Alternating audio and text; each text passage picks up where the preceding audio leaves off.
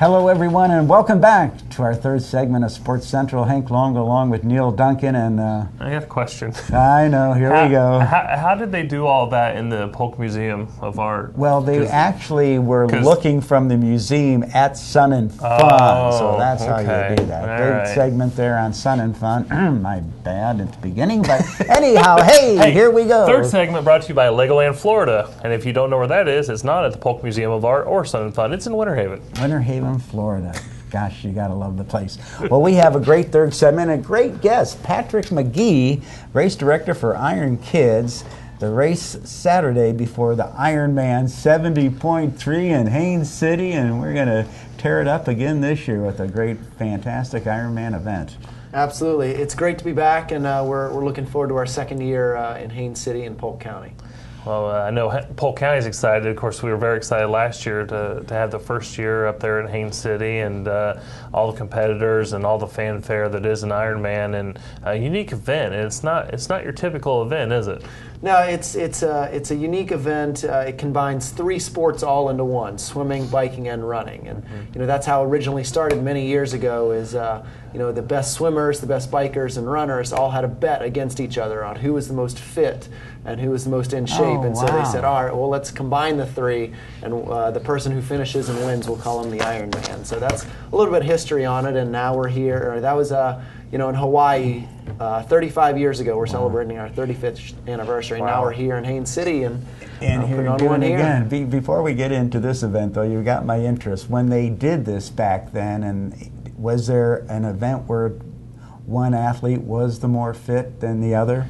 Obviously, there was a winner to it, but I think the first year they had 8 athletes, I think, compete against each other just kind of for bragging rights. And it's only grown, and it's gotten a lot bigger since then. And we have our athletes and events all over the world now. So. Well, we certainly want to talk about the event in Haines City, but let's talk about the athletes and how the sport has changed, because it was, what you said, 35 years ago? Mm-hmm. The times that they had 35 years ago to now, I mean, could you make the case that the athletes are better athletes now than they were 35 years ago? Well, absolutely. There's obviously different training techniques. Obviously, the technology is different when it comes to lighter weight bikes. Bikes back then could weigh 35, 40 pounds. Today, and had a banana seat, right? Right. And today we have bikes that weigh close to 10 pounds. So the technology has just grown, and obviously the athletic ability and the training is a lot different now than it could have been back then. Yeah, because when they started off, let's see who's the most fit. But now these athletes are,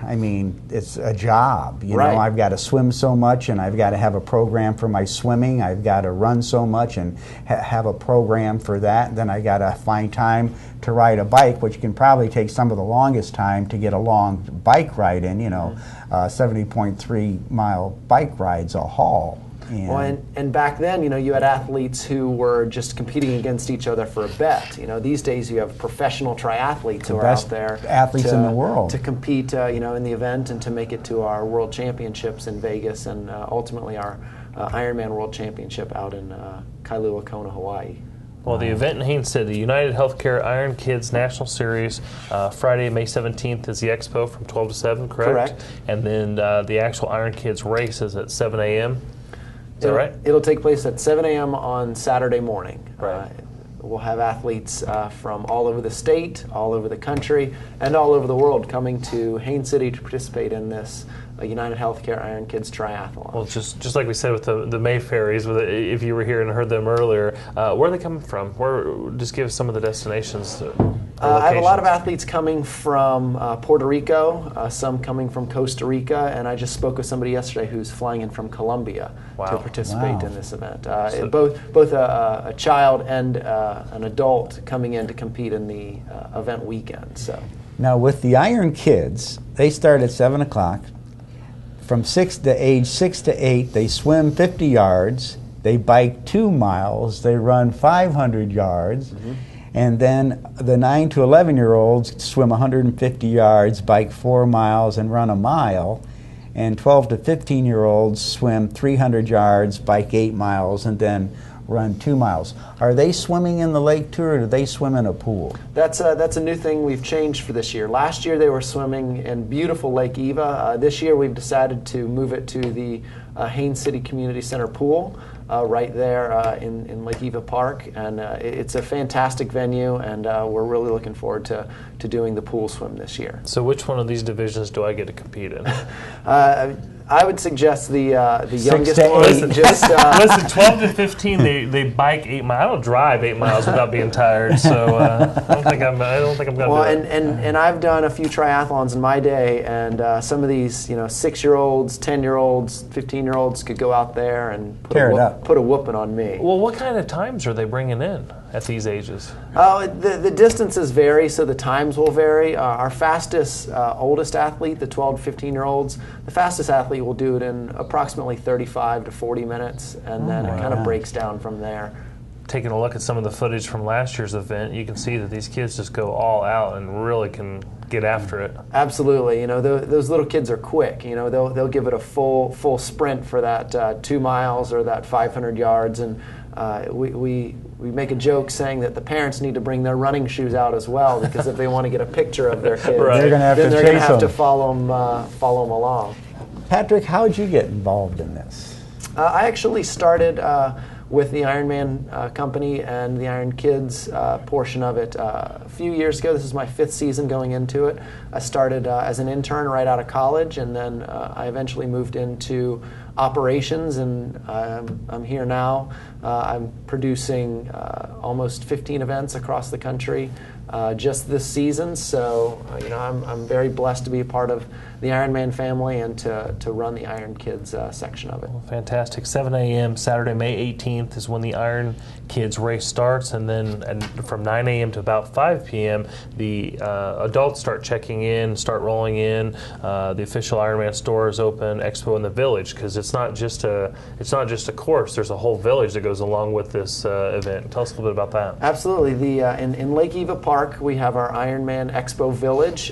We have local and national vendors and sponsors who come out and participate in our expo. I think we have over 30 vendors right now that will be selling anything from running shoes to apparel to bikes to anything that you can name involved with swimming, biking, and running. And obviously we have our athlete check-in and our Ironman merchandise store going on at the same time as well. Fantastic. Now, how many kids are you expecting to participate this year? Last year we had approximately 375. This Oh year, my God! This year we're hoping for about 40050. So kick the numbers up a little bit and really get those kids off the couch and participate in the IronKids. Now, are a lot of them local kids, or once again they're coming from all over to participate in this? I would say a little bit of both. Okay. Most of the kids are from the Polk County, Hillsborough County, even as far as Miami, even as far as Georgia North, come and participate in this.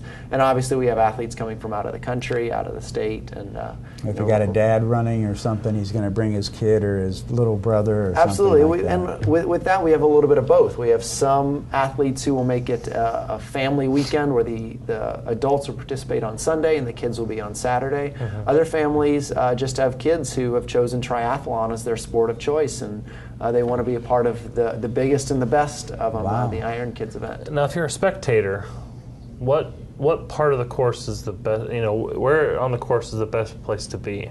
I mean, because there are places along the bike route that you can see, right? Because me not knowing a whole lot about it, I'm thinking Tour de France, that big crash. I mean, obviously you don't want that, right? But what's the best thing to see on the course? Well, luckily with the IronKids event, it's all really compact right there in downtown Haines City and within Lake Eva Park. Okay. The pool's right there. Within the park, then they'll bike through the roads of Haines City, and as much as we want those parents to take those pictures, we don't want them necessarily running all over our bike course. Don't get in the way to do it. Right. And then the run course takes place all throughout the park, and then our finish line is right in the middle of the park and within our expo and within the park. So there's plenty of opportunities for parents to see their athletes as they run along and participate. Super duper. How many folks expect to get there overall, just for this whole big event? Well, the kids race I'm hoping about 450. I think our Ironman numbers are around 2,000 to 2,200. So the adults, the adult race, yes, which is on Sunday. Correct. And then the spectators, you'll have families coming in, you'll have locals coming out just to see what's going on. So anywhere between 5,000 to 10,000 people will be in Haines City for the event weekend. Now, speaking about the adults just for a little bit, of course, Lance Armstrong was there last year and won the race, and we all know about that. Mm-hmm. So Lance won't be there this year. Right. But tell us about some of those top-name competitors that we may not know about that are going to be competing this year. Well, and to tell you the truth, I haven't seen a pro list for this race. Okay. Typically, we have over 100, male and female pros coming in from Australia, from Europe, from South America to participate in this race. They're trying to qualify for the Ironman 70.3 World Championships. And this is a sanctioned event for them to be a part of. Correct. Yeah. If they get first in their age group, they'll be able to qualify for the event that takes place in Las Vegas in the middle of September. So wow. this is one of the first events of the season here in America that they'll be able to qualify for the World Championships in Las Vegas. Now, is it just first place that gets to automatically be entered? Well, first place typically is invited to participate in the World Championships, and then depending on the age group, the pros, and then we have our age group athletes such as myself and you guys. There are many slots depending on the age group they're in. So some might offer one slot, some might offer three slots for it. It depends on how many athletes are participating. Well, let's get back to the kids real quick as we're wrapping up here. What is the IronKids Foundation? The IronKids Foundation is part of the Ironman Foundation, where we encourage local 501c3 and volunteer groups to come out and help with our race and volunteer during our race and the Ironman race. And in turn, the Ironman Foundation will make a donation to their charity, to their 501c3 group. Fantastic. So a lot of times we'll have school groups come out and participate. We have Boy Scouts and Girl Scouts. We have athletic teams who like to come and volunteer. And volunteer, we couldn't do this race without them. With 70.3 and with an IronKids race, we have close to over 1,000 volunteers. Wow. Who help this race really happen. It's the volunteers at the event that allow us to put these events on, and we really like to give back to the community that we're in, and to donate to these local charity groups. Well, it's not unheard of to you guys to give up to like $15,000 to local charities to put on an event, right? Absolutely, and that tends to spread out over multiple charities. So, we encourage local groups and local 501c3s to come and get involved. And how can they get involved? They can go to the Ironman website or Ironman Foundation, and they can find out how they can get involved in local events that way. Fantastic. And so the volunteers are a lot of them local volunteers that you've got for this event. They are. Most of our volunteers will come from either Haines City or from Polk County.